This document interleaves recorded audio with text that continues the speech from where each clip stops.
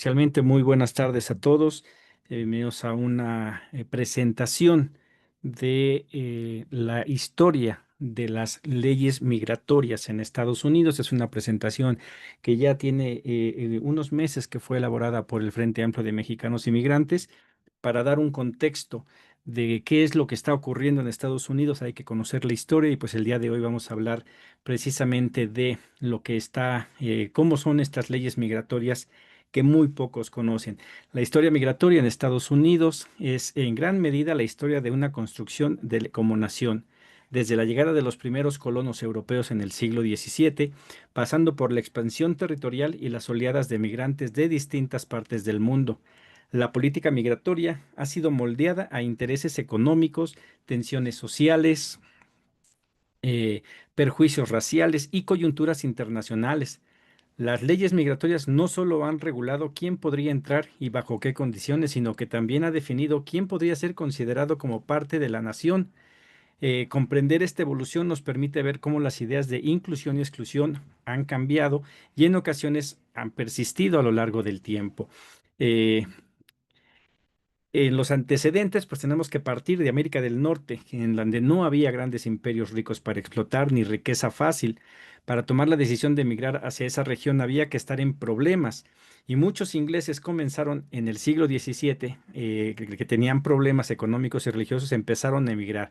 La religión oficial anglicana se impuso como única e intolerante. Los miembros de la secta de los puritanos particularmente sufrieron duras persecuciones y comenzaron a emigrar. Esto nos da un contexto de quiénes son los que empezaron a llegar a este continente y que el día de hoy son quienes siguen poseyendo esta ideología y ¿cómo se llama? Este poder.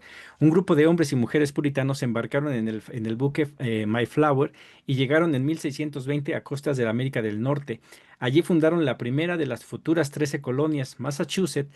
Estas colonias se regían por la ley inglesa y estaban dirigidas por un gobernador nombrado por el rey, una asamblea legislativa compuesta por los vecinos más ricos de la sociedad colonial y una administración de justicia compuesta por jueces nombrados por el rey.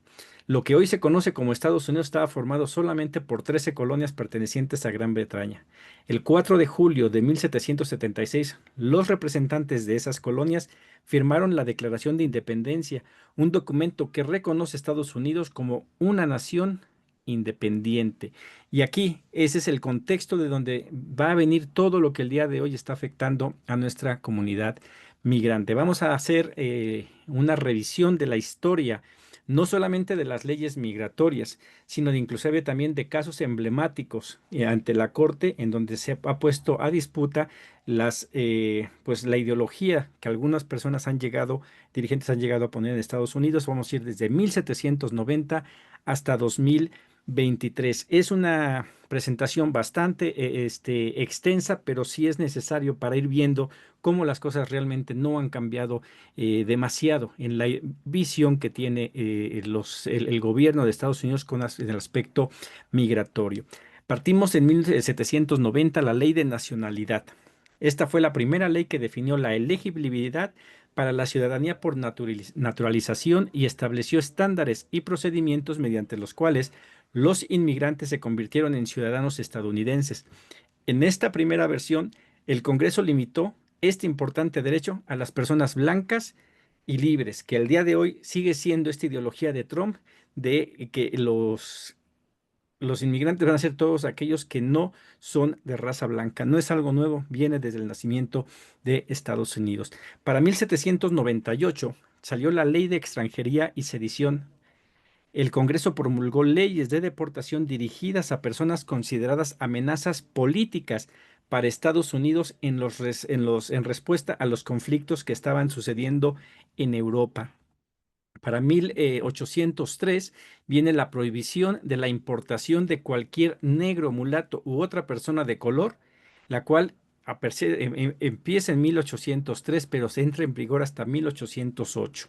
La Revolución Haitiana llevó al Congreso a prohibir la inmigración de negros libres para contener a los activistas contra la esclavitud. Recordemos que Haití es el primer país de este continente que logra su independencia e intentan parar precisamente con traer más personas negras a Estados Unidos para evitar cualquier cosa que pudiese afectar el establecimiento, que el orden establecido ya. Para 1830, la ley de expulsión de indios durante la presidencia de Andrew Jackson, esta ley autorizó la confiscación de las tierras de los nativos americanos y proporcionó recursos para su traslado forzoso al oeste del río Mississippi. Ahí es en donde sale esta frase de pues no hay un inmigrante indocumentado en una tierra robada, ¿no? Vemos cómo se empieza a dar este robo de tierras en Estados Unidos y vienen estas leyes que eh, ahora sí que viene siendo el equivalente actualmente de que aquel que tiene un estatus legal lo convierten en ilegal para poderles quitar lo que llegan a tener. Para 1848 viene el Tratado Guadalupe Hidalgo, en el cual este acuerdo de la guerra entre México y Estados Unidos formalizó la anexión de parte de Estados Unidos a una porción importante del norte de México, el norte, y confirió la ciudadanía a los mexicanos que optaran por permanecer en el territorio.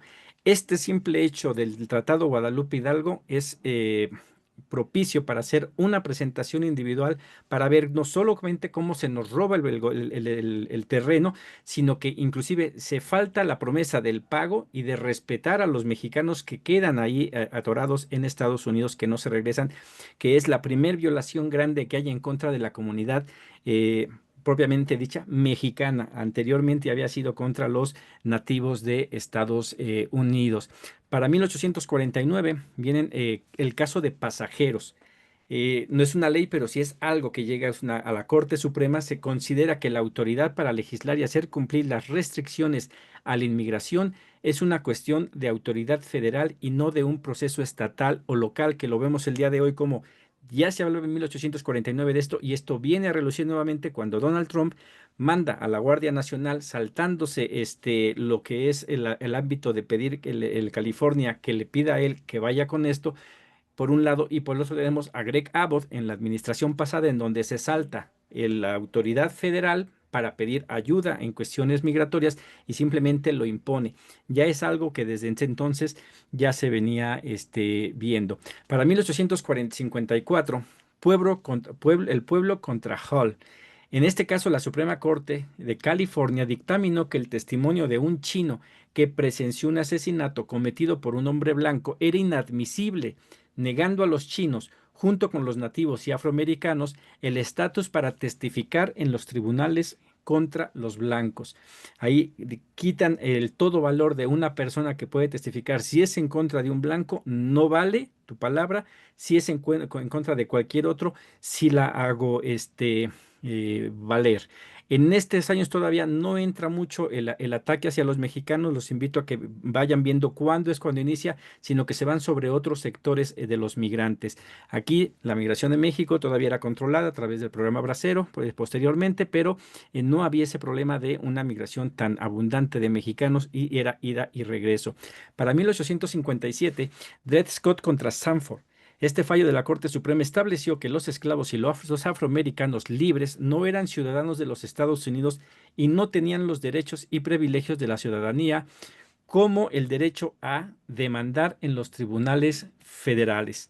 Eh, que aquí el día de hoy más o menos va en el quién es ciudadano y quién es no, en el cual quieren quitar ciudadanía. Si le quitan a los recién nacidos, posteriormente también podrían ir a quitar ciudadanía a hijos de estos o a cualquier sector que no represente lo que ellos buscan. Para 1862 llega la ley prohibir el comercio de coolies. Durante la Guerra Civil, el Congreso, controlado por los republicanos, trató de impedir que los propietarios de plantaciones del sur reemplazaran a sus trabajadores afroamericanos esclavizados con trabajadores contratados no libres o coolies de China. Viene aumento de migrantes chinos en el cual esta ley para no permitir esto no es tanto por el aspecto migratorio, sino que afectaba a los intereses de los propietarios de tierras que teniendo esclavos no querían que vinieran más personas, pues afectaba sus intereses económicos. En 1863 viene la Proclamación de la Emancipación, una orden ejecutiva del presidente Abraham Lincoln en 1863 libera a los esclavos retenidos en los estados confederados, lo cual va a venir a ser un cambio también en los flujos migratorios y que permite la entrada posteriormente a más personas de origen chino. Para 1964 le llega la ley de migración de ese año, la cual legaliza prácticas de contratación laboral similares a la servidumbre por contrato en un intento de fomentar la inmigración a los Estados Unidos, pero fue rápidamente derogada. Solamente duró unos pocos años. Para 1868 viene el Tratado de Burlingame, el cual fue negociado durante la construcción del ferrocarril transcontinental que dependía en gran medida de la mano de obra china. Este acuerdo internacional aseguró el acceso a Estados Unidos a los trabajadores chinos al garantizar los derechos de libre migración, tanto para chinos como para estadounidenses. Para 1868, también en este año, viene la enmienda 14, la cual ratificada en 1868 para garantizar la igualdad de trato para los afroamericanos después de la Guerra Civil. La decimocuarta enmienda garantizaba la ciudadanía por nacimiento de todas las personas nacidas en los Estados Unidos. También proporcionó igualdad de protección y debido proceso para todos los residentes legales. Ese es algo que el día de hoy quiere tumbar Donald Trump y que vemos desde cuándo viene. Para 1870 llegó la ley de naturalización. Esta ley de naturalización de 1870 amplió explícitamente los derechos de naturalización que ya disfrutaban los inmigrantes blancos a los extranjeros de origen africano y a las personas de ascendencia africana, negando así acceso a los derechos y protección a los de los ciudadanos de otros grupos inmigrantes no blancos. Eh, para 1872, Misión Educativa China, esta va de 1872 hasta 1881. Este programa envió a unos 120 estudiantes chinos a estudiar en Nueva Inglaterra y a menudo se cita como un esfuerzo pionero en sistemas de educación internacional mutuamente benéficos que promovieron el intercambio de conocimientos y comprensión y mejora de las relaciones internacionales. Esta ley es algo que se ha intentado hacer en los últimos años, sobre todo por las grandes corporaciones como Microsoft, en el cual quieren traer migrantes hindúes. ¿Para qué? Pues para que ayuden al avance tecnológico que debe de tener Estados Unidos, lo cual es muy complicado con las reglas que hay actualmente. Eso ya en aquellos años se hablaba exactamente de estos estudiantes chinos para traer precisamente para estas cosas. Luego viene en 1875, ley de página o de Page Act. Esta ley prohibía el reclutamiento en Estados Unidos de trabajadores inmigrantes no libres con fines inmorales, pero se aplicaba principalmente contra los migrantes. Fue una ley que era a discreción de quien la aplicaba, disfrazando que era para fines prácticas inmorales, pero que en sí estaba ya dirigida para reprimir a la población china que estaba en un gran número y de los cuales en esos mismos años hay un gran flujo de migrantes chinos hacia México en toda esta etapa por la persecución que estaban teniendo en Estados Unidos. En ese mismo año viene un caso de Chilun contra Freeman. En esta decisión, la Corte Suprema afirmó que el gobierno federal tiene la autoridad exclusiva para regular la inmigración. O sea, no ha sido recurrente esto de los estados intentar aplicar estas leyes. Algo que pues todavía al día de hoy es de ámbito federal, lo migratorio, no lo interno. Hago otra vez hincapié. Lo que hace Greg Abbott de intentar deportar a personas es algo que no le compete, es de ámbito federal, a diferencia, lo que pasó en Los Ángeles es algo es de competencia estatal que no le compete en este momento a el gobierno federal, a menos que los gobiernos estatales se lo soliciten. Para 1880 llega el Tratado Ángel. Este tratado actualizó el Tratado de Burlingame de 1868 con China, permitiendo a Estados Unidos restringir la migración de ciertas categorías de trabajadores chinos. Acercó la política de inmigración estadounidense a la exclusión absoluta de China. Que esto, en tiempos recientes, lo podemos ver durante la administración de Joe Biden cuando habla con López Obrador y le dice, deténme a los migrantes en el sur y vamos a ver a quiénes sí recibimos. Vamos a recibir a los que nos permitan un crecimiento como nación, pero no a todos.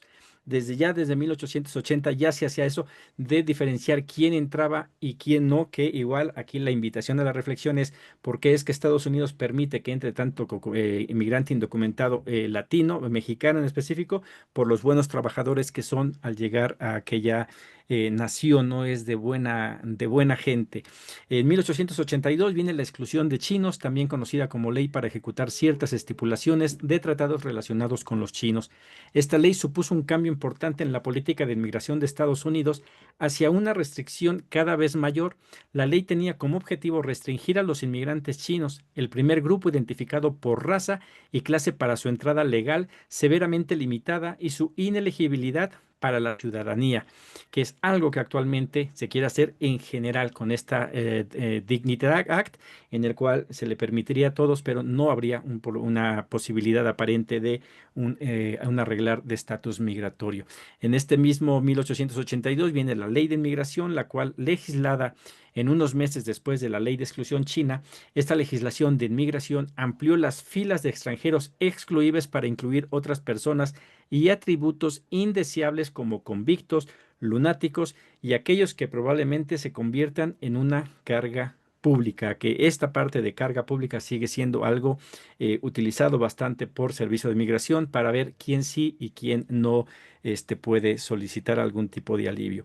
En 1884 llegó un caso, Elk contra Wilkins.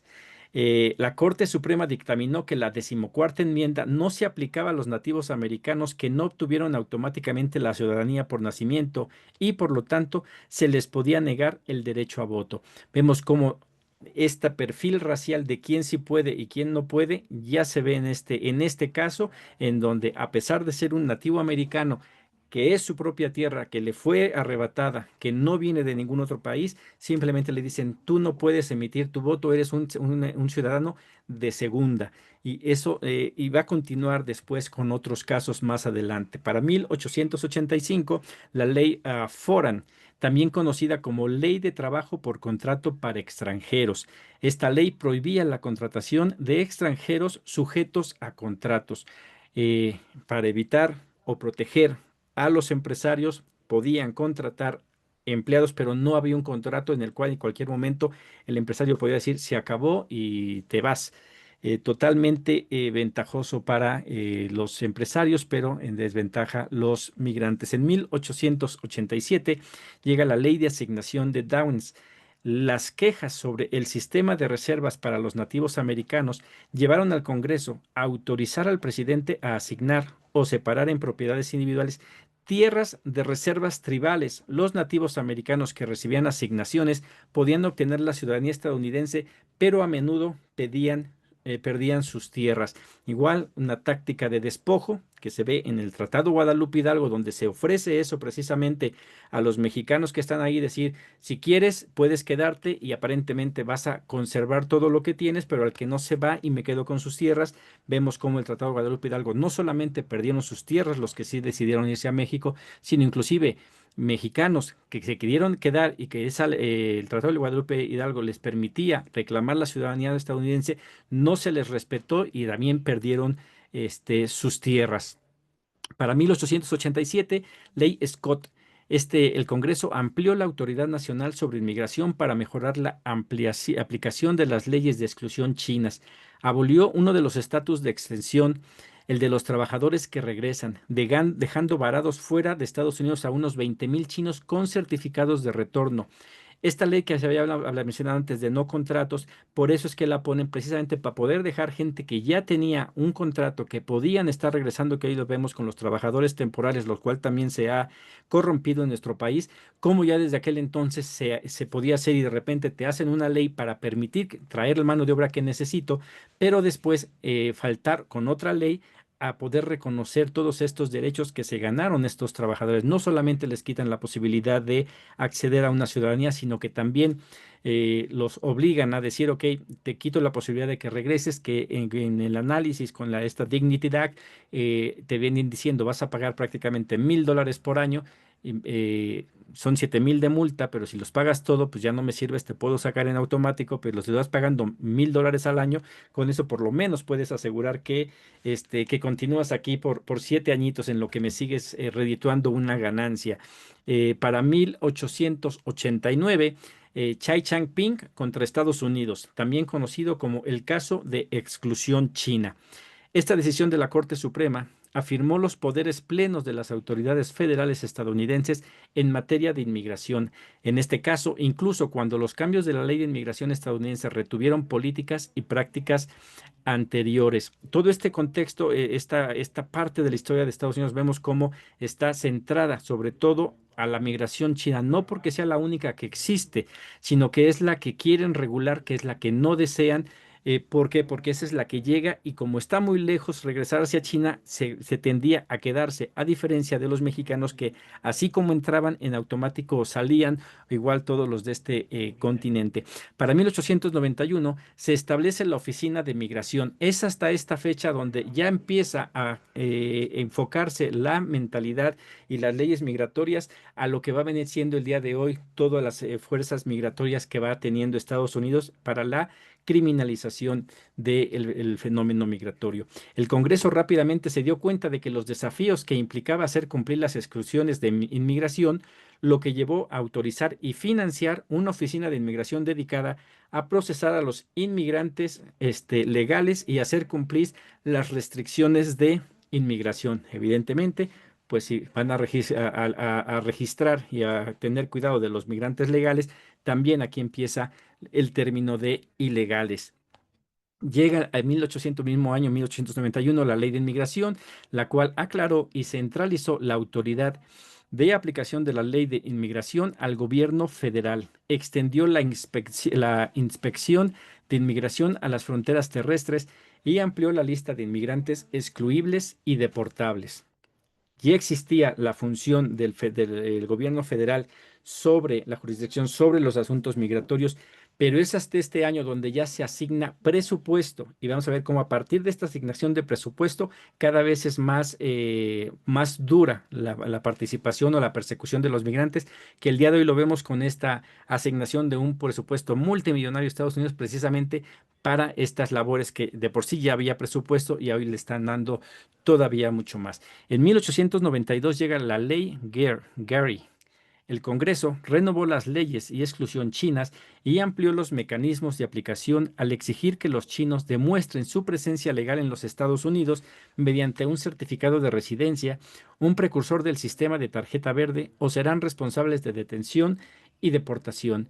Y aquí, evidentemente, vienen los problemas de que no todos los chinos, evidentemente, tenían este permiso, fueron traídos de diferentes maneras. Todavía al día de hoy llegan mucho, hace algunos años llegaban muchos a través de contenedores, pero esta llegada masiva de migrantes chinos indocumentados ya se daba en grandes números. Este mismo año de 1892 llega Fo Yu-ting contra Estados Unidos. Otro caso importante, en la decisión de la Corte Suprema declaró constitucional el requisito de la ley Gary de 1892 de que los residentes chinos y solo los residentes chinos porten certificados de residencia para demostrar su entrada legal a los Estados Unidos o estar sujetos a detención y deportación. Eh, Aquí se va a ver la diferencia en que si una persona de ascendencia china y era ciudadano, por el simple hecho de ser chino, tendría que traer se le podía pedir en automático esa identificación. De ahí viene el perfil racial que se empieza a dar todavía el día y que se sigue dando al día de hoy. Para 1894, Liga de Restricción de Inmigración. La creciente inmigración principalmente de países del sur y del este de Europa, junto con una serie de crisis económicas, alimentaron los temores nativistas y la fundación de la Liga de Restricción de la Inmigración por tres influyentes graduados en Harvard. Eh, Aquí igual ven ese peligro de todos los que están viniendo de Europa, de Asia, y empiezan a poner un límite. Todavía no se da este flujo permanente migratorio de mexicanos o de latinos hacia Estados Unidos sigue siendo ir y venir, lo cual le favorece y le conviene a Estados Unidos. Para 1896 viene otro caso, este de Wong Wing contra Estados Unidos. En esta, la decisión de la Corte de que la detención por parte de las autoridades de inmigración no constituyen un castigo penal, afirman los derechos menores de los extranjeros excluibles. Esta ley es bastante importante, puesto aquí lo que centran es esto, es una detención que no constituye un castigo penal, no criminaliza todavía a la migración como al día de hoy se está intentando hacer. En este mismo año viene Plessy contra Ferguson. Este caso de la Corte Suprema validó la segregación racial al dictaminar que los principios de igualdad de protección exigidos por la decimocuarta enmienda podían respetarse con instalaciones que fueran separadas pero iguales. O sea, sigue habiendo esta exclusión, pero la disimulo más. Es lo único que logran con esto. En 1898 viene Estados Unidos contra Wong King Ark. Este caso de la Corte Suprema sentó el precedente de que cualquier persona nacida en los Estados Unidos es ciudadana por nacimiento, independientemente de su raza o estatus de sus padres, que el día de hoy vemos siguen intentando quitarla. No es la primera vez que este asunto está sobre la mesa. 1903, la ley de inmigración.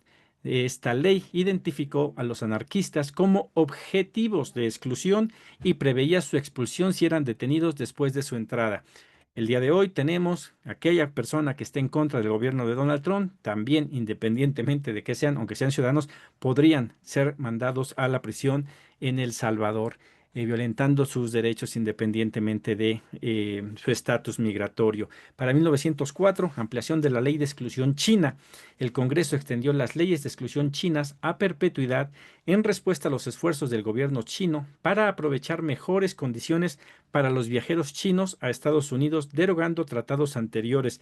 Las comunidades chinas organizaron un boicot antiamericano, en protesta a estas acciones del gobierno, y que el día de hoy China no tiene ese problema. China, de sus menos problemas es la migración hacia Estados Unidos de manera indocumentada, pero vemos esta guerra entre gobiernos, cómo se traslada a la población en general.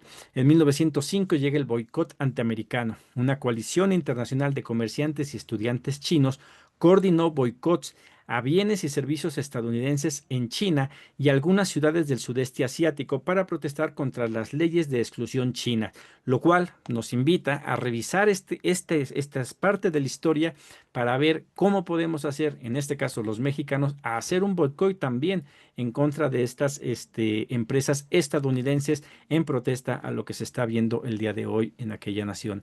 Para 1907 viene la ley de expatriación. Bajo el principio de que las mujeres asumían la ciudadanía de sus maridos, esta ley despojaba de la ciudadanía a las mujeres nacidas en Estados Unidos cuando se casaban con hombres inmigrantes no ciudadanos. Una ley totalmente violatoria de los derechos humanos, que va en contra de cualquier cosa, pero el simple hecho de intentar mantener la raza, es decir, no te puedes casar con alguien que no sea ciudadano norteamericano si no pierdes tu ciudadanía, que igual tendremos que ver esta ideología porque se va a repetir igual en el día de hoy al querer quitar ciudadanía a personas que no sean de sus padres, que no sean legales aparentemente por allá. En este mismo año viene el Acuerdo de Caballeros de 1907 a 1908. En lugar de promulgar leyes de inmigración ofensivas y racialmente discriminatorias, el presidente Theodore Roosevelt trató de evitar ofender a la creciente potencia mundial de Japón a través de este acuerdo negociado, mediante el cual el gobierno japonés limitó la inmigración de sus propios ciudadanos.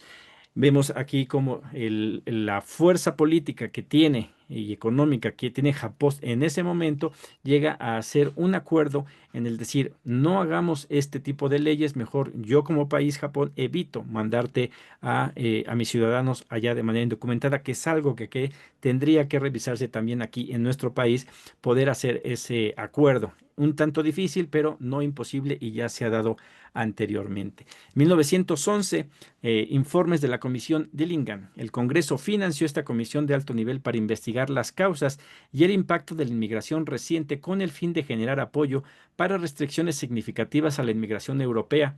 La comisión produjo un estudio de 41 volúmenes en 1911, pero este es un estudio que se hace a el impacto que viene de la migración de Europa, pero se deja por completo desprotegido toda la migración que está llegando desde América del Sur.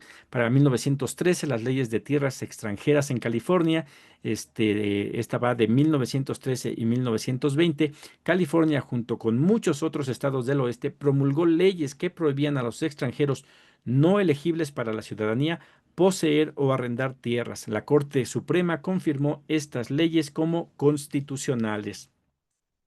En 1917, la ley de inmigración o ley de zonas prohibidas.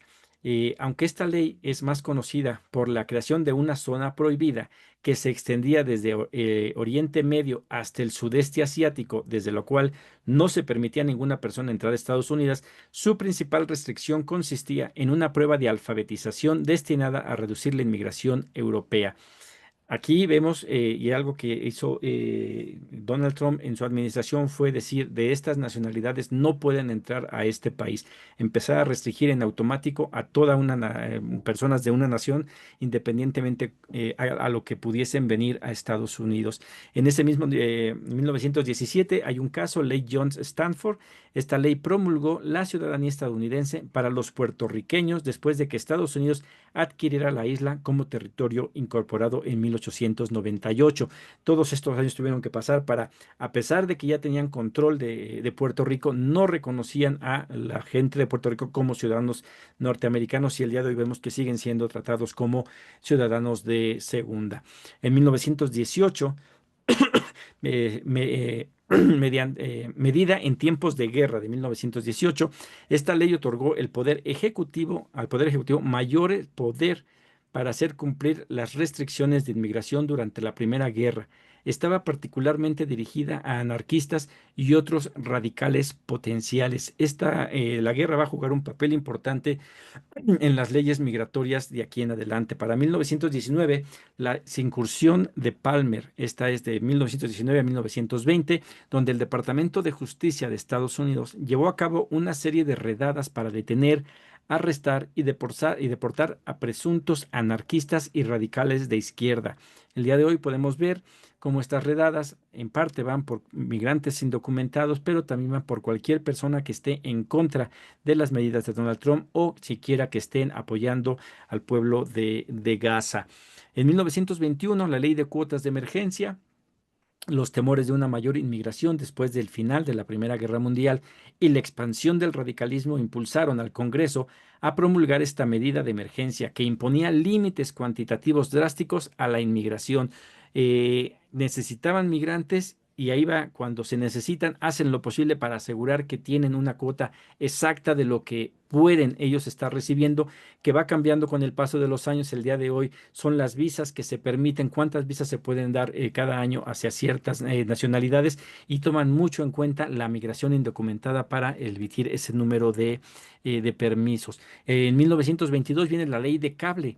Después de que las mujeres obtuvieron el sufragio en la decimonovena enmienda en 1920, el Congreso rápidamente promulgó esta ley para restaurar la ciudadanía a las mujeres nacidas en Estados Unidos que se habían casado con maridos no ciudadanos y por lo tanto perdieron su ciudadanía bajo la ley de expatriación de 1907. Ya habíamos hablado que si una mujer se casaba con alguien no ciudadano norteamericano de otra nacionalidad, perdía la ciudadanía. Aquí, por asuntos electorales, como pueden votar, entonces ya tienes un valor. Te vuelvo a dar tu ciudadanía porque vas a hacer un voto. Que aquí en el caso mexicano, la importancia del registro de los mexicanos residentes en el exterior a las listas nominales a credencializarse es que hay un verdadero valor en el voto que pueden estar emitiendo desde donde estén. Y aquí lo vemos como para Estados Unidos lo fue en 1922. En este mismo año viene un caso, Oswald contra Estados Unidos. El endurecimiento del aislacionismo estadounidense preparó el escenario para que la Corte Suprema a firmar a la estipulación de la Ley de Nacionalidad de 1790 de que los asiáticos no son elegibles para la naturalización porque racialmente no son blancos, independientemente de su aculturación e integración demostradas. Aquí la importancia es esto, que intentan tirar que no es el objeto de que te hagas ciudadano o que hayas nacido en el país, sino que van a un perfil racial. No te considero de mi misma raza, por ende, no puedes ser ciudadano. Para 1923, otro caso, el Thing contra Estados Unidos, en contradicción a la lógica detrás de su fallo en Ottawa contra Estados Unidos, la Corte Suprema determinó que Bhagat Singh Thind tampoco era elegible para la ciudadanía, a pesar de que, como indio asiático, era caucásico y era racialmente blanco. Inclusive dentro de las mismas características que ellos ponían para ver quién sí podía y quién no, había hasta excepciones por el simple hecho, y pueden ver en la ilustración cómo lucía esta persona. En 1924, Ley de Ciudadanía India de 1924, esta ley estipulaba que todos los nativos americanos nacidos en Estados Unidos eran automáticamente ciudadanos por nacimiento. Los nativos americanos fueron el último grupo principal en obtener este derecho establecido en la decimocuarta enmienda. Vemos cómo, a pesar de que eran los originarios de estas tierras, a quienes fueron robadas las tierras, quienes fueron empujados, sacados de sus territorios, son los últimos en ser reconocidos como ciudadanos norteamericanos y el día de hoy sigue siendo una ideología que predomina, que creen que América es de ellos y que ellos son América. En este mismo año viene la Ley de Inmigración de 1924, la Ley Johnson-Reed, para limitar aún más la inmigración. Esta ley estableció cuotas ampliadas de orígenes nacionales, un sistema altamente restrictivo y cuantitativamente discriminatorio. El sistema de cuotas seguía siendo el principal medio para determinar la admisibilidad de los inmigrantes en los Estados Unidos hasta 1965. Y repito, ¿cómo lo determinaban? A México le daban pocas visas para entrar porque sabían que podían entrar indocumentadamente, porque no les convenía que entraran de una manera regular, puesto que esto les podría permitir a poder hacer valer los derechos de los que pues son merecedores. En este mismo año viene la Ley de Asignaciones Laborales. La inmigración dentro del hemisferio americano permaneció sin límites hasta 1965. Sin embargo, en 1924, el Congreso autorizó fondos para que la patrulla fronteriza regulara los cruces entre estaciones de inmigración. Empieza aquí poco a poco a hacer lo que el día de hoy es este muro y toda esta fuerza que está para detener a la migración de un lado hacia el otro y que a final de cuentas no son por el daño que lleguen a hacer los migrantes, sino las leyes migratorias en contra de los migrantes latinos. Bueno, voy a hablar de los mexicanos, es más por un asunto electoral que por un daño que le hagan a la población. En 1929 viene la repatriación mexicana.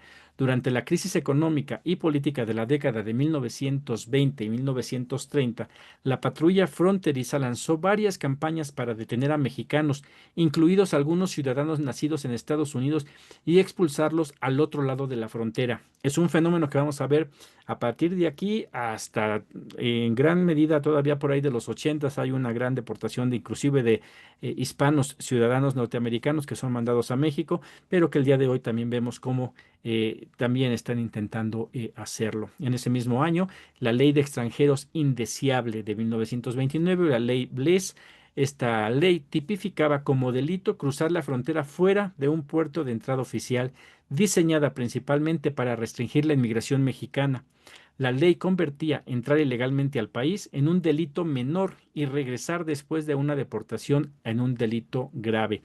Entonces podemos marcar esto 1929 como nace empieza México a entrar en lo que es el asunto migratorio de Estados Unidos, donde empiezan a intentar regularlo. Todavía en esos años no existía ningún muro, a lo mucho era un palo diciendo aquí es Estados Unidos, aquí es México, y pues evidentemente podían entrar tranquilamente los mexicanos, pero ya empiezan a criminalizar la migración hacia Estados Unidos. Para 1934 viene la ley Tydings-McDuffel de 1934 para completar la exclusión racial de los asiáticos. El Congreso impuso restricciones a la inmigración a los filipinos al conceder a Filipinas una eventual independencia. Anteriormente, los filipinos podían inmigrar libremente como ciudadanos estadounidenses desde una colonia de Estados Unidos. Para 1942 viene el Acuerdo Bracero, el cual va desde 1942 hasta 1964.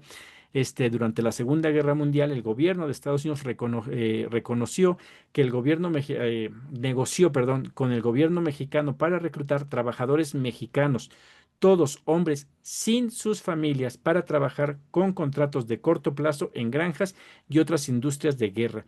Después de la guerra, el programa continuó en la agricultura hasta 1964. En esta etapa ya lo que se había hecho para sacar a los chinos, hicieron lo posible, los hicieron a un lado y empiezan ya a, no, a fomentar la migración de México hacia Estados Unidos, que ya se había dado, pero en números relativamente muy bajos y era de entrada por salida. Pero este acuerdo bracero, que va del 42 al 64, va a fomentar esta costumbre del trabajador mexicano que ya sabe a dónde ir, se empieza a familiarizar con todo lo que está pasando en Estados Unidos y después del 64, cuando le quitan este programa, saben que puede seguir continuando yendo para allá, a diferencia de que ya empieza a ir con familias poco a poco y empieza a crecer las familias mexicanas allá y también a pensar ya en el quedarse en aquel lado. Pero en este mismo 1942, del 42 al 45, viene una orden ejecutiva, la 9066. El presidente Franklin Delano Roosevelt firmó esta orden ejecutiva en tiempos de guerra que autorizaba la detención y encarcelamiento de los estadounidenses de origen japonés que viven dentro de un radio de 100 millas de la costa oeste. Vean cómo este año es importante, la guerra, porque así como empieza a fomentar la traída de mexicanos a trabajar a Estados Unidos, también es cuando se da esta ley que quiere meter después Donald Trump en esta segunda administración, donde reactiva nuevamente eso, declara enemigo a los japoneses e incluso estos japoneses que ya son ciudadanos norteamericanos son perseguidos y detenidos este, por el simple hecho de dónde eran originarios. Para 1943 viene la derogación de la exclusión china, la importancia de China como principal aliado del gobierno de Estados Unidos en la Guerra del Pacífico contra Japón, llevó al Congreso a derogar las leyes de exclusión china, colocando a China bajo las mismas restricciones de inmigración de otros países europeos. Ya había bajado mucho la migración de China hacia Estados Unidos, pero esto sirve igual para dejar de criminalizar al menos por un momento y permitir que no entren libremente, pero sí ya, sino con cuotas, como lo es el resto de los países de Europa y Asia. En 1944, Korematsu entra contra Estados Unidos. En esta decisión de la Corte Suprema confirmó el derecho del gobierno federal a dejar de lado las protecciones de los derechos civiles en nombre de la necesidad militar. Al pronunciarse sobre la impugnación de Fred Korematsu y la orden ejecutiva 9066, que autorizaba la deportación y el encarcelamiento de estadounidenses de origen japonés, que igual aquí es algo que está utilizando el día Donald Trump para el simple hecho de decir, como eres enemigo, te declaro que eres enemigo, que estamos en tiempos de guerra, viene este discurso de nos están invadiendo para poder justificar las acciones en contra de los migrantes. En este mismo año, 1944, ex parte endo. En diciembre de ese año, la Corte Suprema autorizó el fin del encarcelamiento de japoneses estadounidenses al dictaminar que los ciudadanos estadounidenses confesadamente leales no podían ser detenidos independientemente del principio de necesidad militar. Vemos cómo esto termina, pero igual, evidente, después de 2 años de estar siendo perseguidos, detenidos, encarcelados, pasan 2 años para que puedan dejarlos en libertad. Para 1945 viene Ley de Novias de Guerra. Esta fue entre el 45 y el 46. El Congreso promulgó excepciones a las cuotas de origen nacional impuestas por la Ley de Inmigración en 1924 para ayudar a los soldados y veteranos de la Segunda Guerra Mundial a traer de regreso a sus cónyuges y prometidos extranjeros que habían conocido mientras servían en el ejército. Que igual aquí el problema con estos es que siempre van a estar a ser tratados como migrantes de segunda. 1946 viene la ley Luce-Celler de 1946. Esta ley socavó aún más la exclusión asiática al extender los derechos de naturalización y las cuotas de inmigración a los filipinos e indios como aliados en tiempos de guerra. Después viene en este año también la ley Fulbright-Hays. El senador Fulbright de Arkansas propuso utilizar los ingresos de la venta de materiales excedentes de guerra para financiar programas destinados a mejorar el entendimiento mutuo entre Estados Unidos y el resto del mundo a través de intercambios de personal y educación internacional. Pocas leyes se ven de este tipo en el cual buscan una mejor relación. Casi todas las leyes siempre van a ser para beneficio solamente de Estados Unidos. 1948 viene la ley de personas desplazadas. En contraste con la indiferencia generalizada de los legisladores ante la Segunda Guerra Mundial, después de esta guerra, bajo la presión de la Casa Blanca y el Departamento de Estado, el Congreso autorizó la admisión de refugiados de Europa y permitió que los solicitantes de asilo que ya se encontraban en Estados Unidos regularizaran su estatus. Otra de las acciones positivas de las leyes de Estados Unidos. En 1951 viene la Ley Convención de Refugiados. Esta Convención de la ONU sobre Refugiados establece estándares internacionales para los derechos de los refugiados y el trabajo de reasentamiento. Es administrado por el Alto Comisionado de las Naciones Unidas para los Refugiados, desconfiando de las obligaciones internacionales. El presidente Truman se negó a firmar la convención con el gobierno de Estados Unidos. Tratos que se han venido dando a partir de los conflictos de asilo, refugio por Estados Unidos, que también el día de hoy vemos que no son respetados. En 1952 llega la Ley de Inmigración y Nacionalidad, la ley McCarran-Walter, la cual reformó algunas de las disposiciones discriminatorias obvias de la ley de inmigración. Si bien la ley estableció cuotas para todas las naciones y puso fin a las restricciones raciales a la ciudadanía, amplió la aplicación de la ley de inmigración y mantuvo cuotas ofensivas de origen y nacionalidad. En este año también estuvo el programa de visas para trabajadores huéspedes. Es la H2, esta ley de inmigración y nacionalidad de 1952 autorizó una categoría de visa no inmigrante conocida como H2 que permitía el reclutamiento de trabajadores agrícolas extranjeros en los Estados Unidos de forma temporal. Aquí igual esta es parte para poder justificar también lo que se necesitaba después de que se termine el programa Bracero, en el cual dejan de llegar migrantes al sector agrícola de manera ordenada. Con esto aseguran que por lo menos tienen un mínimo necesario de personas que pueden entrar legalmente al país a trabajar en estos sectores, a sabiendas que hay un sector de migrantes indocumentados que van a llegar a ser la otra parte. En 1953 viene la Ley de Ayuda de los Refugiados. El descontento con la ley McCarran-Walter del 52 inspiró el apoyo a esta legislación que proporcionó 214,000 visas a refugiados, principalmente de Europa, pero 5,000 designadas para el lejano oriente, principalmente China. En 1954 viene la Operación Espalda Mojada, la cual va del 53 al 54, incluso mientras el programa Bracero continuaba reclutando trabajadores temporales de México. La Oficina de Inmigración dirigió redadas de ciudadanos mexicanos.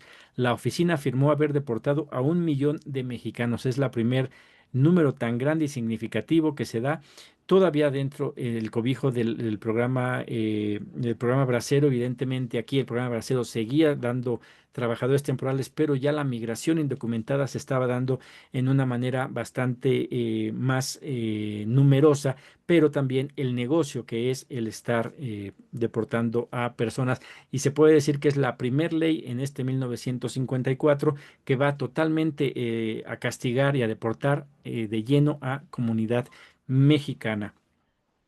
En 1956, libertad condicional de húngaros, cubanos y chinos.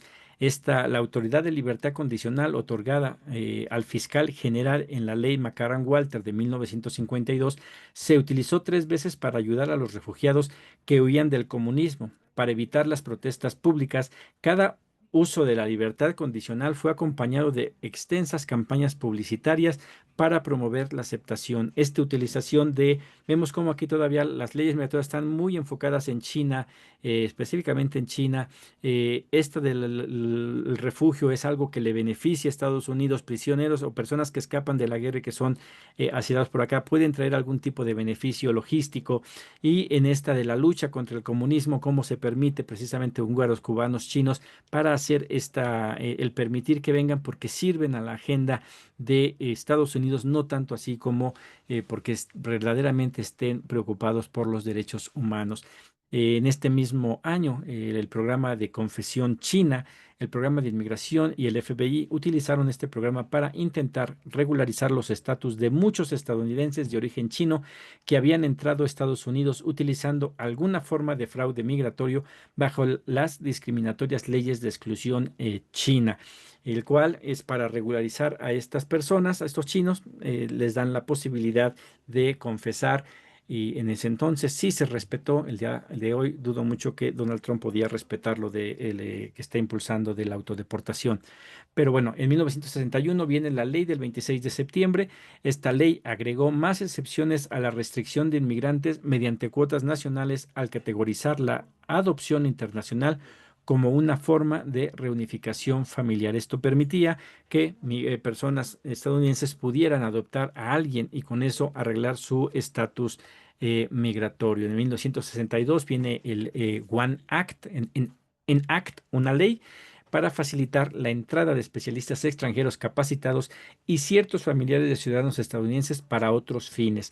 Esta ley abrió la puerta a la inmigración de trabajadores altamente calificados de países con cuotas de inmigración bajas, anticipando el énfasis de la ley de inmigración de 1965 y las preferencias laborales. Se empieza a dar cuando hablan de Estados Unidos de por qué no siguen los procesos establecidos, es porque los procesos establecidos para una migración legal son muy pocos para aquellos de bajas aptitudes laborales y casi todo está predestinado precisamente para personas altamente calificadas. En 1965 viene la Ley de Inmigración y Nacionalidad, la Ley Hart-Celler. Esta ley estableció los principios fundamentales para la regularización de la inmigración que aún se aplican el día de hoy. Aplicó un sistema de preferencia a la reunificación familiar, un 75%, al empleo, un 20%, y los refugiados, 5%. Y por primera vez limitó la inmigración desde dentro de las Américas. Es hasta el 65 cuando empiezan a ver que necesitan empezar a limitar el flujo de migrantes hacia, de este continente hacia Estados Unidos. Y de aquí empieza ya ahora sí la parte en donde ya nos empieza a afectar un poquito más todas las leyes que vienen posteriormente. En el 1966 viene la Ley de Ajuste Cubano. Después de la revolución de Fidel Castro, los cubanos anticomunistas recibieron condiciones de inmigración preferenciales porque provenían de un vecino y aliado históricamente cercano de Estados Unidos. Esta ley les proporcionó estatus permanente y recursos para ayudarlos a adaptarse a la vida de Estados Unidos. Vemos cómo esta ley no es por derechos humanos para protegerlos, sino que es un intento de desestabilizar al gobierno de Fidel Castro en aquel entonces, que el día en la actualidad se puede ver cómo nuevamente la promesa de otorgar la protección temporal a cubanos, a venezolanos, a nicaragüenses, es sobre todo para desestabilizar esos gobiernos que no son afines a los de Estados Unidos. En 1967 viene el protocolo sobre refugiados del Alto Comisionado de Naciones Unidas para los Refugiados. El ACNUR emitió este protocolo para implementar los objetivos de la Convención sobre Refugiados de 1951, que estableció el principio clave de devolución o que las personas que huyen de la persecución y el peligro no pueden ser obligadas a regresar a lugares de peligro. La importancia de esta ley es precisamente que a una persona cuando es detenida, y es importante que los migrantes sepan porque actualmente es una ley que está vigente todavía, si tú tienes miedo de regresar al país de donde eres originario, te protege la ONU, no pueden regresarte a ese país, te pueden regresar a lo que viene siendo un país, un tercer país seguro, pero no te pueden regresar algo que está también violentando Donald Trump. No solamente no te regresan a tu país ni te mandan a un tercer país seguro, sino que te mandan a un centro de detención, ya sea en Europa o en Sudán o en cualquier otro punto donde él pueda mandarlo, ¿no? Nace en 1967 esta ley que protege a todas las personas a evitar que sean regresadas a un lugar de donde han salido por alguna circunstancia. En 1975, la Ley de Inmigración y Asistencia a Refugiados de Indochina, Estados Unidos tomó disposiciones para admitir a unos 135,000 vietnamitas y otros habitantes del sudeste asiático en los meses posteriores a la caída de Saigón y reasentarlos en todo Estados Unidos con recursos para ayudarlos a establecer nuevas vidas. En el 76 viene la enmienda a la Ley de Inmigración y Nacionalidad. Esta es 1976 y 1978 que se trabaja. Las enmiendas de 1976 ampliaron el hemisferio occidental, un límite máximo de 20,000 personas por país y un sistema de preferencia modificado para la llegada.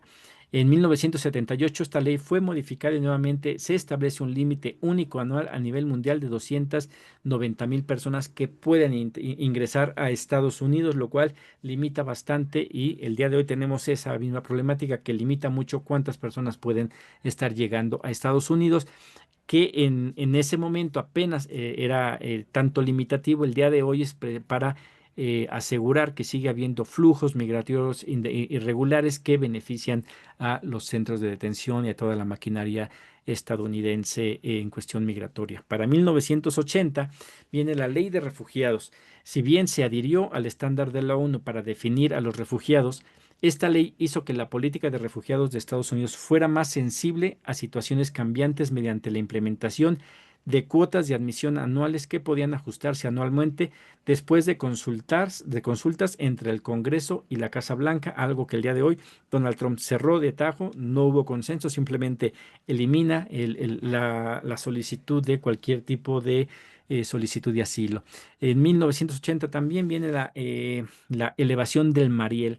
El éxodo del Mariel se refiere al movimiento masivo de aproximadamente 125,000 solicitantes de asilo cubanos a Estados Unidos entre abril y octubre de 1980. Esto impulsó la creación del programa de entrada cubano-haitiano.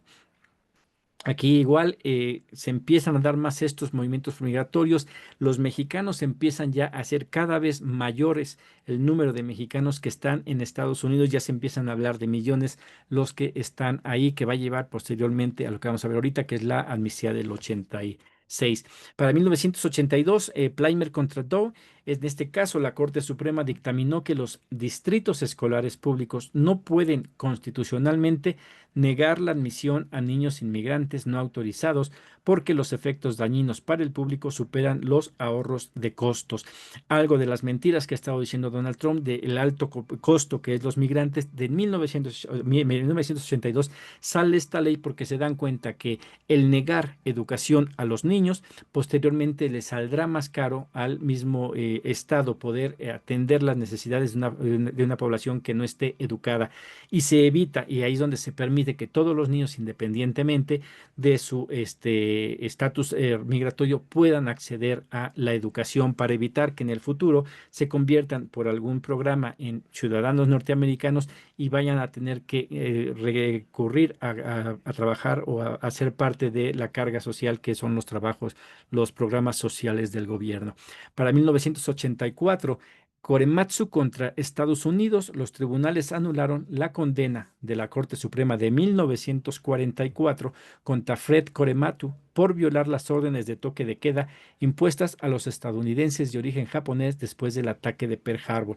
Pasaron 40 años para poder solucionar este caso, y a pesar de que ya había terminado esta represión en contra de los japoneses, todavía después de eso siguió esto, que nos da también una idea de lo lento que es el sistema judicial allá en Estados Unidos y también los problemas que podrían enfrentar con estas medidas tan locas que de repente impone Donald Trump, que uno puede decir en cuanto él se vaya se termina. No, estos procesos continúan y pueden durar bastantes años.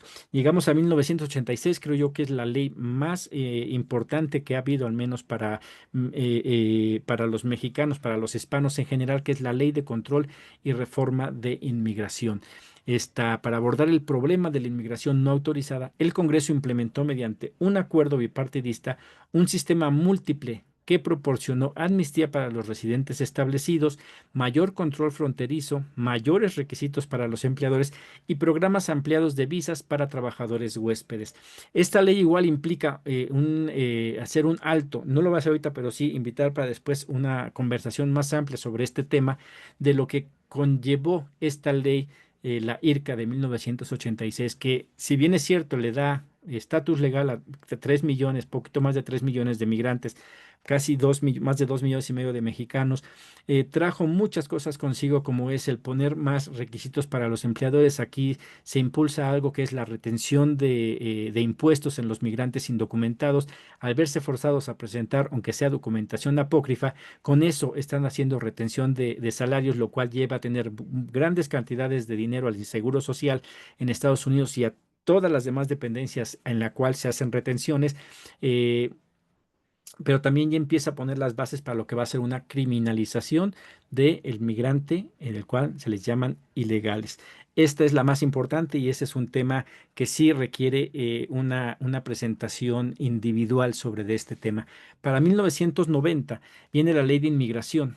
El Congreso revisó la Ley de Inmigración de 1965, implementando el programa de visas H-1B para trabajadores temporales calificados, con algunas disposiciones para la conversión al estatus permanente y la lotería de visas de diversidad para poblaciones que no pueden ingresar a través del sistema preferencial, algo que muy poco se conoce sobre esta lotería de visas, la cual es un alivio o una posibilidad para algunas personas, sobre todo países que están en grandes conflictos, en el caso de Haití, en donde hay una lotería y aquel que sale sorteado, pues ya tiene su acceso prácticamente a Estados Unidos, algo que lo más seguro es que en esta administración no se esté llevando a cabo. Para 1991 viene el acuerdo de conciliación de las iglesias bautistas americanas. Poca participación se ha visto de la Iglesia, pero aquí sí juega un papel importante. Nos dice que la denegación regular de solicitudes de asilo de salvadoreños y guatemaltecos que huían de la violencia en sus países original durante la década de los 80, condujo a este desafío legal que obligó a cambiar los procedimientos estadounidenses para manejar tales casos. Es un papel muy importante que juega la Iglesia y que el día de hoy debería de estar también involucrada en este tema. En 1992 viene la Ley de Protección de Estudiantes Chinos. Está legislada en respuesta a la brutal represión del gobierno chino contra las protestas estudiantiles de Tiananmen en 1989. Esta ley permitió a los estudiantes chinos que vivían en Estados Unidos obtener un estatus legal permanente. Mientras que al inicio de las leyes migratorias perseguían a los chinos y los querían sacar, aquí se les da esta protección, pero también tendremos que ver más allá de los derechos humanos, era un golpe o para poder desacreditar el crecimiento que ya desde ese entonces China empezaba a tener y a despegarse como potencia mundial.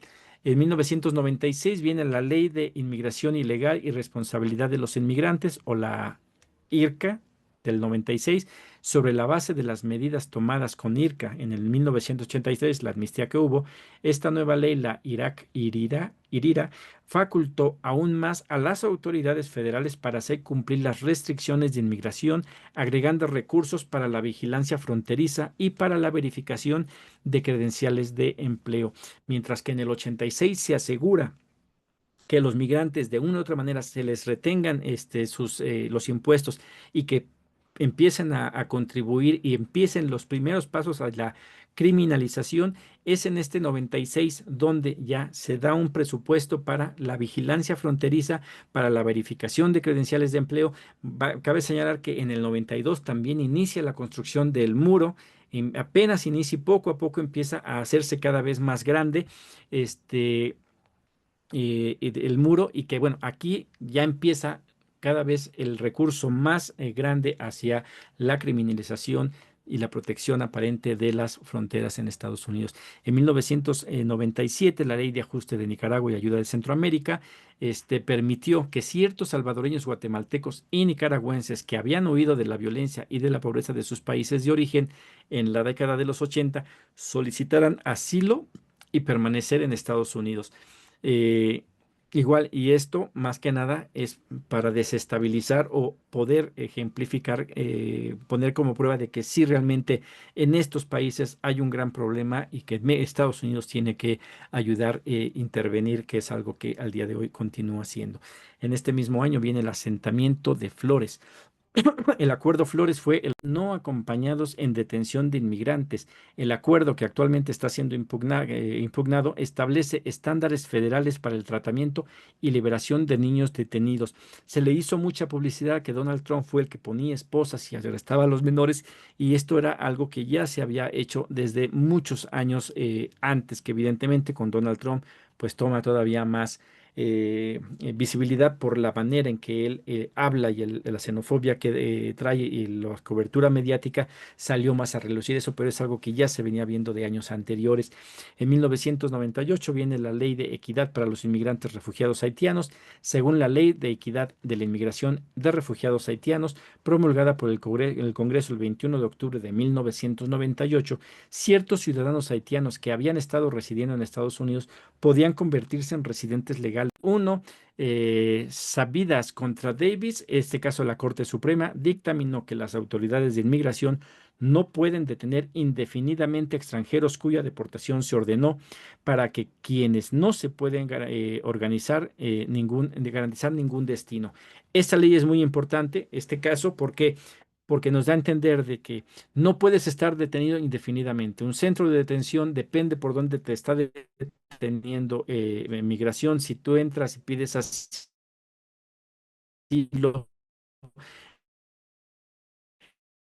eres mm, prácticamente posesión de- de ICE, y él te puede tener hasta 6 meses, parece ser. Hay un tiempo límite en el que te puede tener detenido antes de que te deporte. Si no hay un país a donde te pueda mandar, no puede tenerte detenido indefinidamente. Si entras y eres detenido dentro de Estados Unidos, ya le perteneces a un juez de ya sea deportar o darte la libertad, independientemente de, a lo mejor es una suspensión de deportación, no es residencia, no es migración, no es ciudadanía, pero sí el poder estar en libertad. Importante en este 2021, donde un juez dice no puedes tener a una persona indefinidamente detenidos. ¿Qué hace el gobierno de Donald Trump el día de hoy? Bien, no los puede tener detenidos en tierra americano, pero sí hace un contrato con Nayib Bukele para poderlos tener 1 o 2 años en El Salvador, y pues no está violentando ninguna ley en territorio, la ley de mejora de seguridad fronteriza y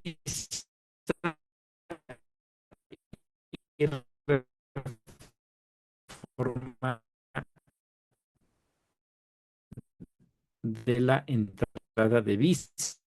Recordemos en este sexenio de Bush hijo, se hablaba mucho, y aquí de la reforma que al final no se da, y en lugar de una reforma migratoria se da esta ley de mejora de seguridad fronteriza. Después de los ataques del 11 de septiembre, el gobierno de Estados Unidos tomó medidas para ampliar el presupuesto, el personal y los poderes de la burocracia encargada de controlar la inmigración, entre algunas cosas, ¿no? Muchos de ellos en este momento norteamericanos, y el gobierno de Estados Unidos criminaliza y da más fondos a una serie de leyes y de acciones en contra de Nacional. Crea el Departamento de Seguridad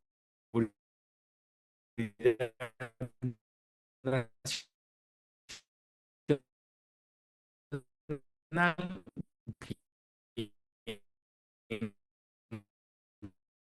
conocido como el DHS, mediante la consolidación de 22 agencias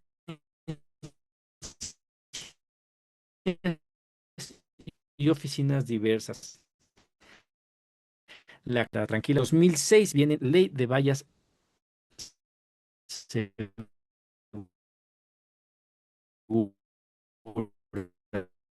Recordemos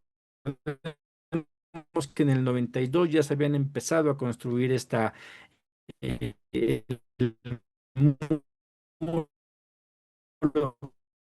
que está entre 2000, ya el muro estaba por completo, pero en este 2006 se aprueba el Acuerdo de Seguridad Nacional a las fronteras terrestres, marítimas, internacionales de Estados Unidos, incluida una expansión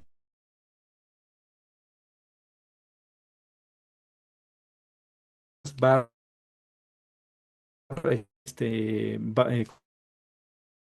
¿cómo se llama? Láminas, por así decirlo. Después ya pasa a ser un burro impenetrable. Poco a poco se le empieza a asignar más presupuesto. Para el 2012, ya con tantos años, vuelve a llegar por lo menos una orden ejecutiva que permite cierto alivio a un sector muy pequeño, pero importante de los migrantes, lo que es los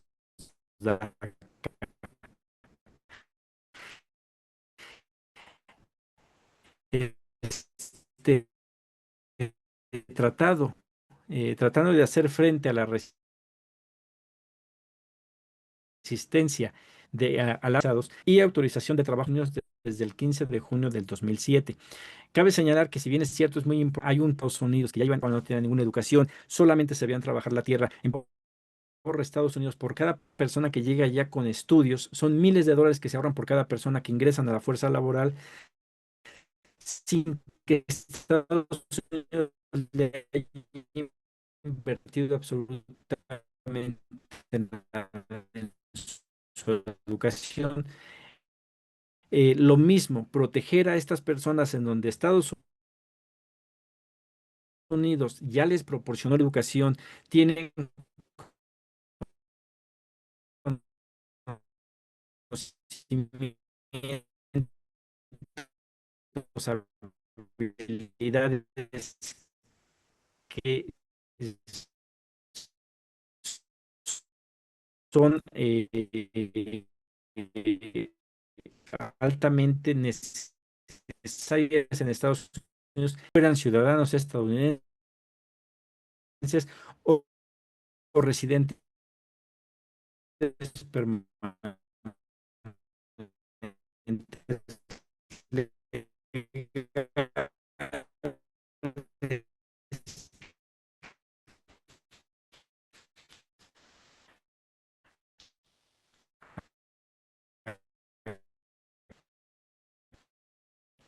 Y estoy pero Obama, a mostillería, en lugar de ese momentáneamente,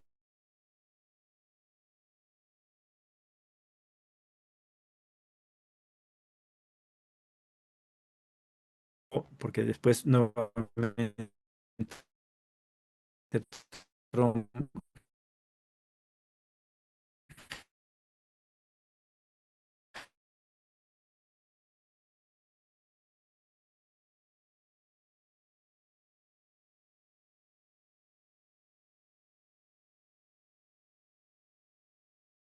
México en México y en Canadá existe un grave peligro de una mayor introducción al COVID-19 en los Estados Unidos. Que la prohibición de la introducción de personas o bienes total o parcialmente desde México y Canadá era necesaria en intereses de la salud pública. Según esta orden, la CBP prohíbe la entrada de ciertas personas que potencialmente representan un riesgo para la salud, ya sea por estar sujetas a restricciones de viaje previamente anunciadas o porque ingresaron ilegalmente al país para eludir las medidas de control de salud. Utilizan esto para las deportaciones expeditas. Todo esto para ayudar a prevenir la introducción del COVID-19 en las instalaciones fronterizas o en los Estados Unidos. Las personas sujetas a la orden no serían retenidas en áreas congregadas para su procesamiento y en cambio serían expulsadas inmediatamente a su último país de tránsito, violentando así la ley que impide que puedan regresar a una persona a un país de donde está regresando. En este caso, los mexicanos que salían no te pueden regresar si tú solicitas el asilo nuevamente a México. Tiene que haber un proceso, pero esto más que nada era para poderlo sacar de manera rápida. En el caso de que una persona no pudiera ser vuelta a su último país de tránsito, el CBP trabajó con socios interinstitucionales para asegurar la expulsión al país de origen de la persona y retenerla durante el menor tiempo posible. Esta orden no se aplica a personas que deberían ser expulsadas por consideraciones de interés policial, de seguridad pública y funcionarios humanitarios o de salud pública.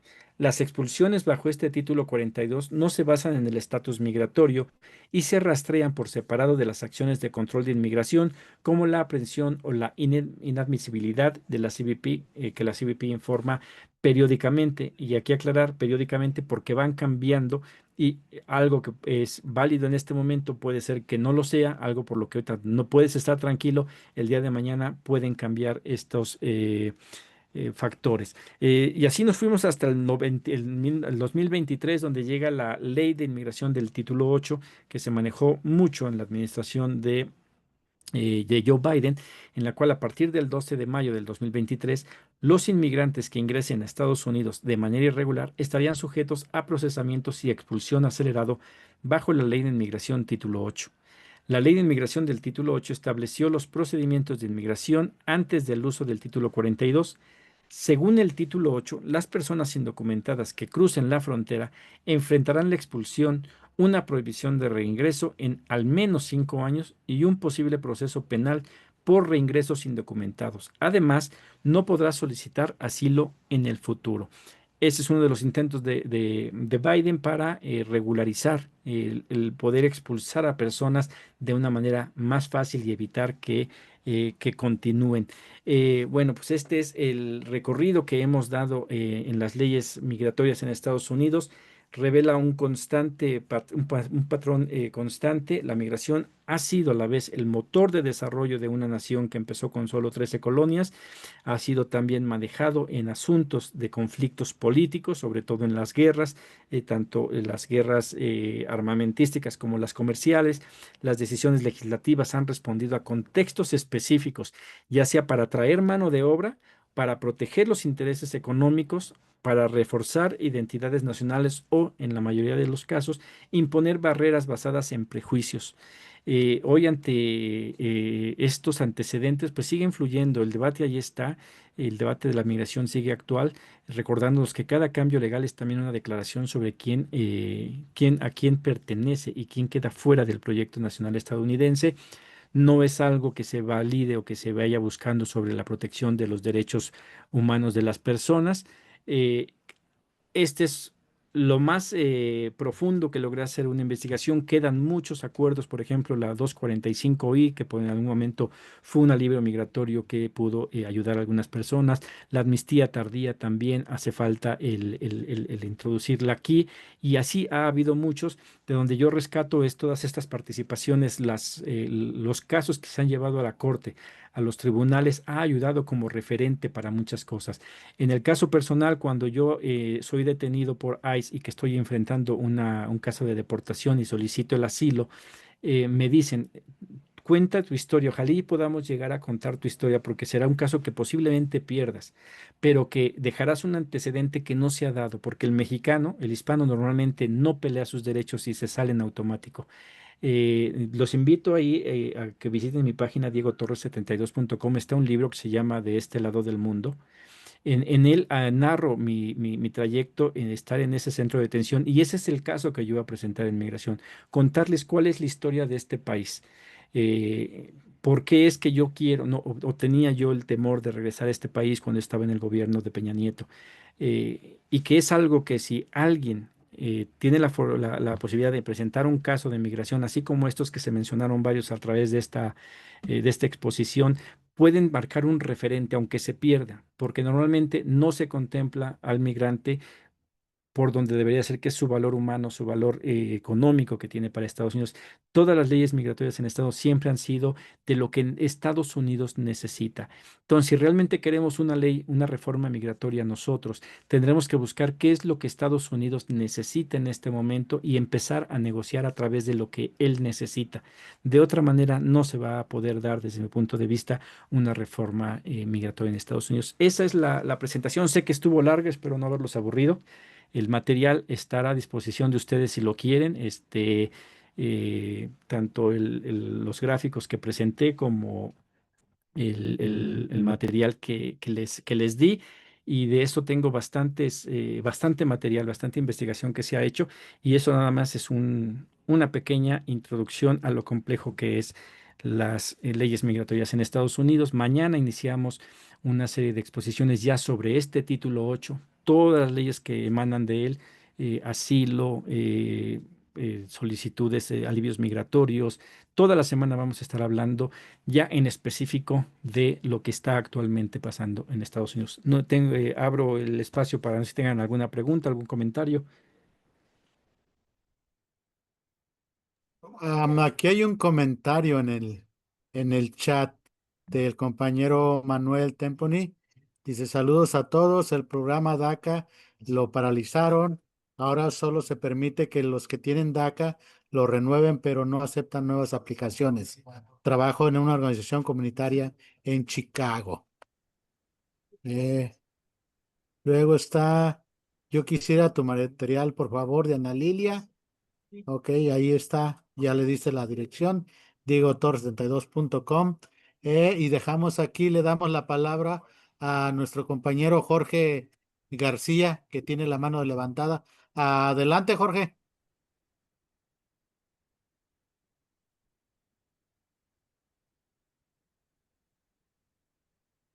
Tu micrófono, Jorge.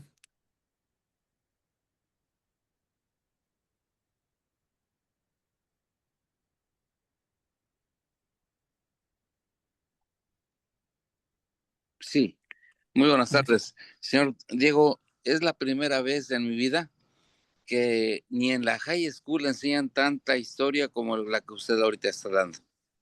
En serio, créame que nunca yo escuchado algo así parecido. Y de lo único que estoy bien consciente ahorita de lo que voy a decir es de que ni eran peregrinos ni eran buenos colonizadores cuando llegaron en el Miraflores, sino todo lo contrario, llegaron una bola de sinvergüenzas, rateros, racistas y explotadores, que hasta la fecha siguen igualito. La única vez que hubo una cosa de buen corazón fue en 1986 cuando se dio la amnistía. Y es la única vez. De ahí en fuera he estado escuchando puras cosas en contra, en contra, en contra. A mí lo que me preocupa y de veras invito a toda mi gente, a toda la gente que nos logra escuchar, de que debemos de cambiar nuestra ADN, debemos de cultivarnos, debemos de educarnos, debemos de superarnos, debemos de aprender inglés. De lo contrario, también nunca va a cambiar nada, como usted dice. Y DACA en 2007, perdón, fue una cosa de división, porque eran nuestros hijos los que andaban en ese movimiento, con nosotros, nos andaban acompañando. Y para debilitar el movimiento inventaron DACA y a los jóvenes les dieron papeles y nos olvidaron, nos cortaron y el movimiento de obreros se debilitó. Entonces es necesario o que nos unamos a los compañeros de DACA o ellos se regresen con nosotros, porque solamente una cosa organizada y unida es como vamos a lograr también un poco más. Muchas gracias por su tiempo y muchas gracias por lo que nos acaba de explicar. Es la primera vez que en mi vida que escucho una historia así, tan completa, tan completa, que hay cosas que yo ni sabía. Gracias a ti, Jorge. Pues sí, lo que llegó a Estados Unidos, desde Europa a las 13 colonias, sí no fue lo mejor. El día de hoy tenemos una ventaja, es que a través de estas migraciones de todos los lados, pues el pueblo norteamericano no es el mismo. Creo que los que están en el poder sí sigue siendo este tipo de sanguijuelas. pero que sí tenemos muchos ciudadanos norteamericanos que son productos de las mezclas de todas las etnias emigrantes que han estado en Estados Unidos y en los cuales esperemos poder tener aliados para poder cambiar esto. Y pues sí, esta es una entrega, y te digo, sigue faltando porque es demasiada, pero que bueno, sirve para abrir espacio pues a más debates, ¿no? A más estudio, que sí es muy, muy necesario para poder saber exactamente qué es lo que estamos pidiendo. Muchas veces se habla de una reforma migratoria desde un sueño, una utopía que no va a darse porque se cree que estamos negociando con una persona que es honesta y no lo es. El día de hoy, quien está en Casa Blanca representa lo más putrefacto de un sistema político que ahí está, que el día de hoy está exagerado con la figura de Donald Trump, pero que en menor grado los que han estado al frente de las políticas migratorias de Estados Unidos o de la política en general de Estados Unidos buscan los mismos intereses. Y pues me agrada que les haya, que te haya agradado y gustado. Y sí, la página que puse ahí es mi página personal donde tengo mucha de la información. Le voy a pedir a Adal, si gustan, las mesas de trabajo que tenemos, que les pase la liga de registro para que si quieren unirse y ya para darles acceso directo al material que tenemos ahí, que igual próximamente es que en mi cuenta personal no la estoy teniendo porque es parte del grupo de trabajo, esta presentación, entonces, y todo este material estará allá, pero se los hago llegar a través de Adal, ¿ok? Podría comentar el tema de profesionalistas y fuga de cerebros mexicanos. ¿Cómo han apoyado a esta? Sí, mira, por ejemplo, aquí me preguntan esto de cómo profesionalistas y fuga de cerebros mexicanos, cómo han apoyado el desarrollo de Estados Unidos. En el caso fíjate que Estados Unidos yo siento que muy poco en el caso de los mexicanos. Estados Unidos se ha visto muy beneficiado de fuga de cerebros de gente, sobre todo de India, porque están muy metidos en el aspecto de todo el software, de la inteligencia artificial, de mucho de eso. Y evidentemente ha habido mucho fuga de personas, de empresarios mexicanos hacia Estados Unidos, pero el impacto que ha sido para Estados Unidos no es tan significativo como si el de la mano de obra indocumentada. Ese es el verdadero valor que recibe Estados Unidos de los mexicanos. ¿A dónde se va la fuga de cerebros de mexicanos? Muchos van a Japón, van a Alemania, van a España. A ellos son los que se roban a estas personas educadas. Y creo que son como $75,000 que se ahorra Estados Unidos por cada persona que termina su educación y se va a trabajar al exterior. Eso es lo que se está ahorrando el país a donde está llegando. Aproximadamente son $75,000 contando desde que va al kinder hasta que termina su carrera, que todo se invierte en México y que ellos son los beneficiados. Adelante, Aaron. Gracias. Excelente presentación, muchas gracias por compartirla. Y dos cosas. Para el caso de los, no cerebros, porque sería muy vanidoso decirlo, pero sí Ujú. para el caso de profesionistas o personas calificadas, existe la visa TN, que es derivada del Tratado de Libre Comercio y es exclusiva para los canadienses, para los mexicanos y también para los chilenos. Esta visa ha permitido que gente vengamos a trabajar a los Estados Unidos e iniciemos un proceso profesional de eh, regularización para la Green Card. Y ese me lleva al segundo concepto. El problema aquí, y es un problema cultural que venimos arrastrando desde México, es que el tema de llegar con papeles es completamente diferente cuando llegamos indocumentados. Si yo no hubiera tenido la fortuna de haber conocido a don Teodoro Maus, que fue un activista muy, muy fuerte aquí en Georgia, fue el que abrió el consulado de México y fue el que me enseñó y le aprendí mucho y se le extraña. Me enseñó precisamente el trabajo con las comunidades indocumentadas. Pero sí es una situación que venimos arrastrando desde México con esa pequeña burguesía en la que nos desarrollamos y que llegamos aquí. N, se llama TN. Y creo que también es una parte muy, muy importante porque inclusive la gente que entra con visa, aunque esté indocumentada, por alguna razón se siente más que un paisano que nada más cruzó la frontera. Y yo creo que, digo, corríjanme si estoy mal, pero esa es una parte. Otra es que sí, nos ha faltado mucho la unión para poder dar o pedir una reforma migratoria que en estos momentos podría darse por el tema de la mayoría que existe en el Congreso a favor del presidente. Eso no lo teníamos desde Obama en su primer periodo y se tienen que apurar, nos tenemos que apurar porque pues en las de medio término pues pareciera que va a cambiar esto. Entonces, eso sería mi comentario y ojalá podamos participar en todas las mesas que se vienen durante esta semana. Gracias. Perfecto, sí, muchas gracias. Y sí, va a estar toda esta semana, vamos a estar hablando. Esta fue la presentación, es la presentación más grande. Las otras son más grandes, pero sí las vamos a segmentar en dos, tres leyes. Va a ser cada presentación de ley. Ahí sí me va a ayudar el especialista que es Aarón. Igual, sobre cada una de estas, las preguntas que haya los que ahí va a haber unas en donde nos vamos a meter bastante porque sí nos competen directamente, otras que simplemente es para tener conocimiento. Adelante, Manuel. Sí, gracias, Diego, muy buen resumen, muy buen resumen.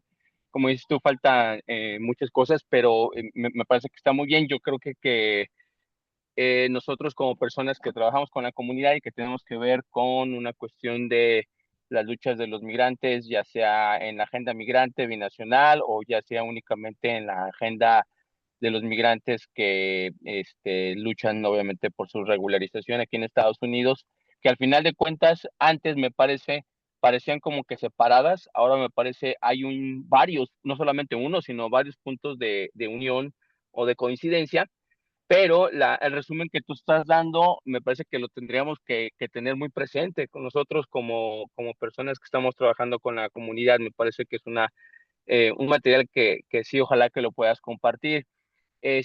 Por último, solamente hacer, bueno, dos comentarios.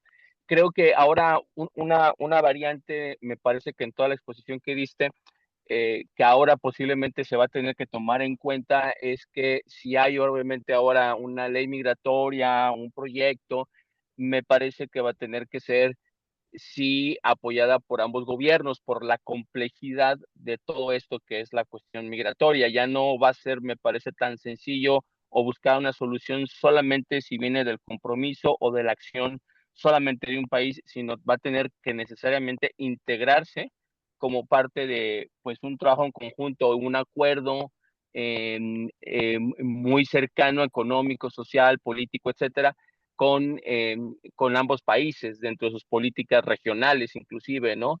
Y ahí viene pues obviamente el Tratado de Libre Comercio, ¿no? Y simplemente, y ya para terminar, nada más comentarle a todos los compañeros que están aquí, estas mesas de trabajo que tú estás conduciendo es un esfuerzo de la bancada migrante para poder temas importantes de la agenda y que puedan discutirse en estas mesas bien organizadas, bien pensadas y en donde obviamente pues, trabajamos básicamente para informarnos y enriquecernos todos, ¿no? Entonces es un esfuerzo de la bancada migrante de Morena y del Instituto de Formación Política, ¿no? Entonces, pues muchas gracias a todos. Sí, gracias, Manuel. Sí, es parte de lo que estamos haciendo ahí en el en el equipo de trabajo. Les acabo de dejar también la página de YouTube en donde normalmente ya llevo más de 2 años hablando de migración, sobre este y otros temas. Está esta misma presentación. Cuando dije que se necesitaba hablar sobre cada uno de estos aspectos, programa Bracero, la ley del 86, la amnistía del 86.